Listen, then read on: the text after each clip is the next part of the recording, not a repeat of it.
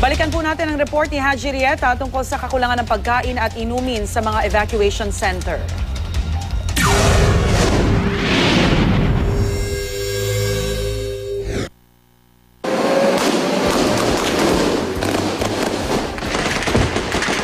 Sa pagganap sa tungkulin ng mga sundalong nakikipagsagupa sa mga miyembro ng MNLF Miswari faction,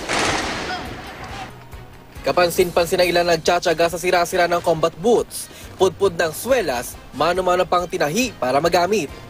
Pero sabi ng AFP, di naman daw sila nagkulang. Bawat sundalo, may tig-isang pares daw ng combat boots tuwing enlistment period at allowance sa pambili ng uniforme at iba pang supplies. It is the individual soldier's responsibility to maintain the condition of this equipment, of these supplies that were given to them. Bukod sa mga sundalo, todo diskarte rin sa pagprotekta sa sarili ang mga residenteng hindi nakalikas at naiipit sa kaguluhan. Ang lalaking ito, ginawang helmet ang kawali habang nagsasampay ng mga labada. Habang ang iba, sa dasal na kumakapit. Nakatakot kami dahil sa baril. Paano ho kung umabot dito yung bakbak? Magtapa lang tayo. Magtago sa safety place.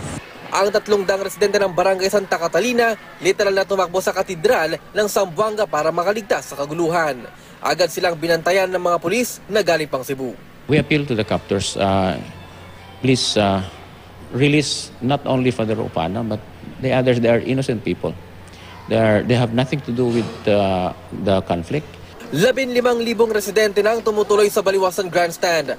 Dito marami ang hirap maibsan ng uhaw at gutom dahil sa nagkakaubos ang supply ng tubig at pagkain. Kahit kunti, para makakain lang kami. Ilang oras na ito naghintay kami. Gusto na sana kami umuwi ba? Mahirap talaga dito. Ganito karami itong mga residente na nandito ngayon sa evacuation center at lahat nga ay umaasa na sana ay mabigyan sila ng pagkain. Mahirap yung tubig.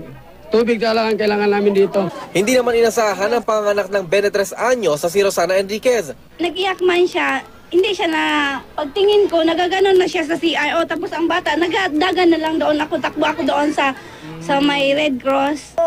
Agad rumisponde ang Red Cross at dinala sa isang makeshift na ospital ang mag-ina. Para sa unang balita, Haji Rieta reporting.